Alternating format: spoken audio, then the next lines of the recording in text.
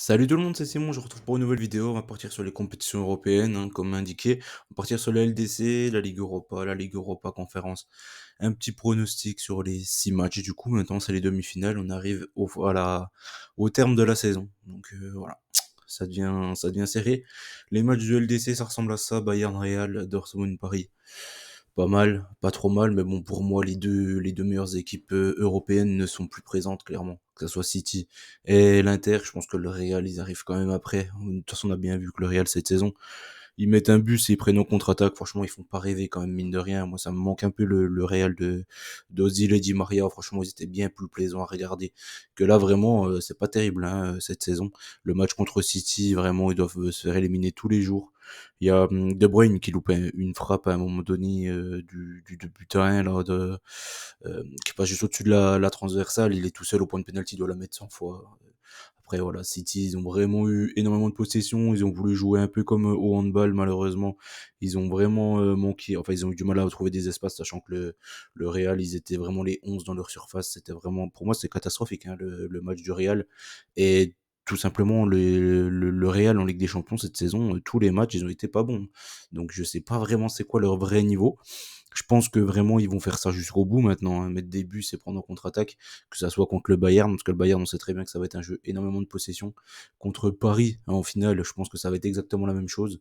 Sauf que Paris, est-ce que c'est bon pour eux d'avoir la possession? Je ne sais pas.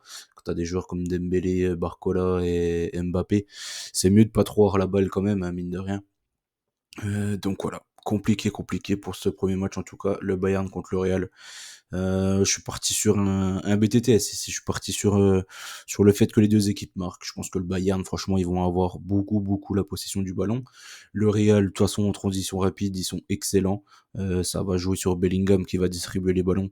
Je pense sur Vinicius et Rodrigo. Est-ce que Rodrigo sera remis? Je pense que c'était pas grand-chose qu'il avait là ce week-end. Je pense que c'est plus par prévention qu'autre chose. Là, Vinicius, il va faire un gros match, j'imagine, contre le Bayern. Le Bayern et sa défense qui est pas ultra rapide. Donc je pense que le Real va en profiter et forcément marquer contre ce Bayern-là. En tout cas, je l'imagine. Le BTTS, c'est la même cote que Real ou nul à peu près. Donc je pars sur ça. Mais bon, les deux sont valables, je pense. Je pense pas que le Real va perdre du côté du Bayern en quoi. Enfin, quoique, si vous me dites vraiment en termes de jeu, de ballon, etc., le Bayern, c'est une meilleure équipe que le Real. Donc à voir quand même. À voir quand même. Je me méfie de ce match-là. Je préfère prendre un BTTS. Et j'espère qu'on va avoir un bon match et pas une purge comme le City Real. Mais bon, avec le Real, franchement, je ne m'attends à plus rien malheureusement jusqu'à la fin de la saison, hein. Comme contre Leipzig, ils étaient vraiment mauvais. Contre le City, ils ont fait le match aller était plutôt pas mal, plutôt intéressant. Après, comme ils étaient menés, ils étaient obligés de jouer au foot. Mais bon, une fois qu'ils mènent, ils tuent le foot, quoi. Donc vraiment, j'espère que le Bayern va mener. On verra un meilleur match que si le Real gagne. Que le Real mène, en tout cas. Parce que si le Real mène, ils vont faire comme la même chose qu'à City. C'est pas vraiment plaisant, hein. Vraiment, je sais pas trop, hein. Moi, j'ai toujours bien... Dans les 4 équipes qui restent, clairement, mon équipe préférée, c'est le Real, de très loin. Mais franchement, ils sont pas plaisants à regarder, mais vraiment pas du tout plaisants, hein. Cette saison, c'est moche, hein. J'aime pas du tout. Avec les joueurs qu'ils ont en plus, ils pourraient faire quand même beaucoup mieux. Je trouve que ce qu'ils proposent, voilà, si on les gagne du côté de la Sociedad ce week-end, c'est encore un match mauvais. Voilà, clairement. Après, ils ont fait beaucoup tourner. La Sociedad, ils méritaient clairement pas de perdre. Le Bayern, ils ont fait quoi? Ils ont gagné 2-1 contre Francfort. Bon, c'était prévisible. Dortmund, ils se sont fait trier contre Leipzig. Et le Paris, ils ont fait 3-3 contre Le Havre, avec vraiment le tournant du match à l'entrée de Ramos. Je comprends pas comment il peut ne pas être titulaire contre une équipe qui joue la défense. Mais bon, voilà, toujours est-il que il y a eu un beau petit match quand même, mine de rien. Paris.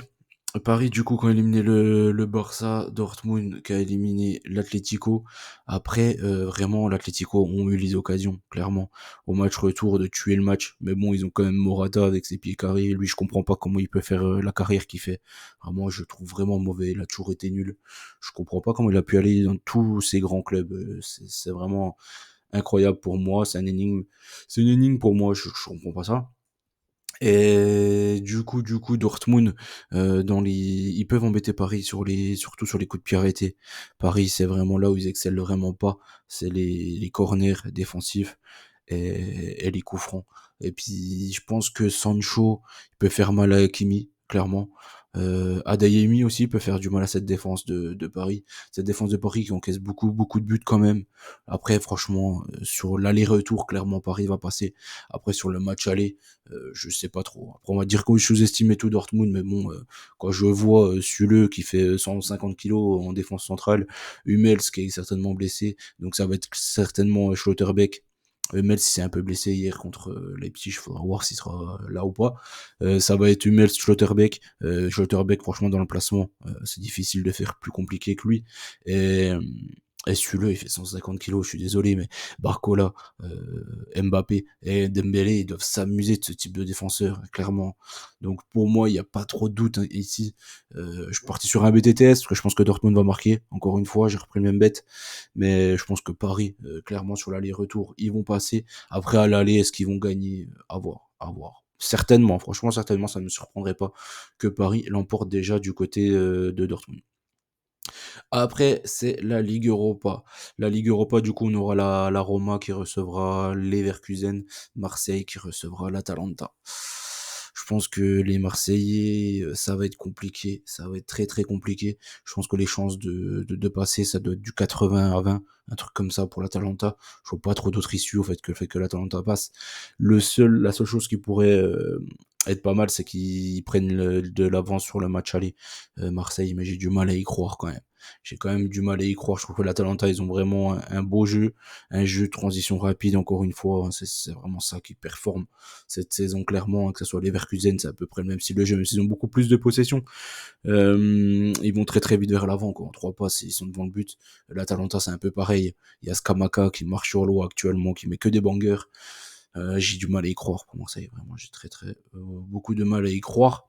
Encore toujours est-il qu'il faut pas qu'ils soient menés. Si Marseille est mené, pour moi c'est plié d'avance. Ils vont se faire prendre en contre-attaque et ils vont se faire vraiment dépouiller. Faut vraiment pas que l'OM soit mené, il faut vraiment qu'ils marquent le premier but. Sur ce match aller et que le public les porte, c'est la seule issue. C'est la seule issue pour passer, parce qu'au match retour ça va être très très compliqué là-bas. Ils ont intérêt d'avoir de l'avance pour aller du côté de Bergame. La Roma contre Leverkusen, c'est le premier match qui va nous intéresser. Leverkusen qui a encore fait une remontada dans les arrêts de jeu ce week-end, comme quasiment tous les matchs.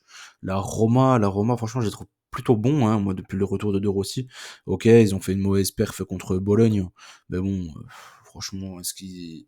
Enfin, je sais pas. Pour moi, la Leverkusen, ils auraient dû, clairement, perdre le match du côté de West Ham. Celui-ci, ils étaient menés 1-0, ils ont beaucoup, beaucoup d'occasions, hein, West Ham, pour marquer le deuxième. Donc je pense que la Roma, c'est exactement le même style de jeu que West Ham. C'est une équipe qui peut poser des soucis à cette équipe de Leverkusen. Je pense que la Roma va marquer. J'ai pas regardé la cote de la Roma marque. Je pense que la Roma va marquer sur ce match-là. À domicile comme ça, ils peuvent embêter cette équipe de Leverkusen. Je suis parti sur un Roma ou nul et jouer un match nul entre ces deux équipes-là. Pourquoi? Parce que Leverkusen, ils perdent pas un match et puis quoi qu'il se passe, ils arrivent à marquer et à égaliser en toute fin de rencontre. Mais dans tous les cas, je vois pas la Roma faire une contre-perf devant leur public comme ça. J'ai du mal à y croire. Je pense que Leverkusen, s'ils font, enfin, ils devraient certainement passer. Mais ce sera surtout au match retour. Là, il y aura quand même Dybala, il peut poser des problèmes à cette équipe de Leverkusen. Tout comme pareil, hein, les coups de pied arrêtés, les Romains, ils sont super, ils sont vraiment excellents. Il y a Mancini qui marque pas mal de buts en plus dernièrement. Franchement, faut se méfier de la Roma cette saison, je pense. Je pense que les Leverkusen, ils sont favoris sur la double confrontation, mais je suis pas sûr qu'ils aient tri la Roma et j'y crois pas trop. Vu la Roma, les matchs qu'ils ont fait contre le Milan, je pense qu'ils sont capables de faire quelque chose et encore plus à domicile. Marseille contre l'Atalanta, comme je l'ai dit, pour moi ça va être trop dur pour l'OM. J'ai hésité avec le BTTS, mais ici j'ai pris l'Atalanta ou nul. Dans tous les cas, j'ai du mal à croire que l'OM s'imposera à domicile, mais en tout cas c'est la seule issue pour passer au tour, au tour précédent, au tour suivant, non, pour la finale, quoi, tout simplement. Pour la finale, ils sont obligés de le prendre celui-ci à domicile au Vélodrome, mais j'y crois pas. Comme je l'ai dit, j'ai du mal à y croire. Malheureusement, j'ai envie de dire. Après, Aston Villa, l'Olympiakos, Fiorentina, Bruges, ça c'est la Ligue Europa conférence. On va terminer par ça. Aston Villa contre l'Olympiakos, je vais pas non plus trop m'éterniser ici. L'Olympiakos ils ont perdu du côté de Fenerbahçe, mais ils auraient dû se faire éliminer. Clairement, ils ont eu quelques bonnes occasions. Kavici notamment, il a mis un beau but, hein, avec son petit pont et tout là. Mais Aston Villa, il devrait passer, ici et encore plus à domicile. Je pense qu'il va mettre la grosse équipe. Là, ils se sont fait un peu remonter, hier contre Chelsea. Mais bon, Chelsea, c'est une équipe beaucoup plus dangereuse que l'Olympiakos. L'Olympiakos, ils ont pas vraiment de joueurs ultra rapides et tout. C'est pas vraiment une équipe pour moi qui devrait embêter cette équipe de Villa. J'ai du mal à y croire. Donc je pars sur une victoire de Villa, clairement ici. La FIO contre Bruges. La FIO, quand ils gagnent, c'est souvent étriqué. Même là contre, c'était contre qui là? Les Polonais, c'était pas, non, c'était qui? C'était pas les Polonais, c'était les Tchèques. C'était Victoria Plzen, voilà. Victoria Plzen, ils avaient fait un nul.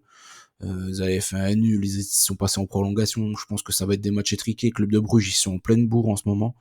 Ils font que des bonnes perfs. J'ai du mal à les voir vraiment se prendre une trempe du côté de Florence. Ici, donc j'ai pris Bruges ne perd pas ou perd de 1 du côté de la FIO. Et pourquoi pas un match nul. Ou un nul ou une petite victoire de la FIO. Quoi. Ça nous va, ça m'ira très bien. Voilà, j'espère que la vidéo vous a plu. N'oubliez pas qu'on gagne, on perd ensemble. Je vous souhaite bonne chance à tous. N'oubliez pas les petits likes, bien évidemment. Et on se dit à très vite. Bon allez, ciao tout le monde.